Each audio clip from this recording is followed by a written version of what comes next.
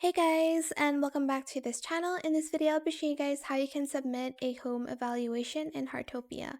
Go to your watch and select the Developers Guild tab and button and select this, evaluate.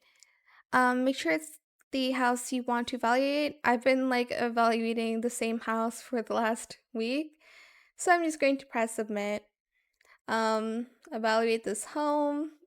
Okay, I don't really care, but so the results will be revealed in 6 days. Obviously, I will soon have a house. Don't worry, guys, but just not yet, okay? But that is it for this video. I hope it was helpful for you guys. Don't forget to like, comment, share, and also subscribe to this channel if you haven't done that already. If you have any more questions about this video, just leave it in the comment section down below. I will try my best to answer them all for you guys. And if you found this video helpful, please click the thanks button as well. That is it. Thank you so much for watching. Bye!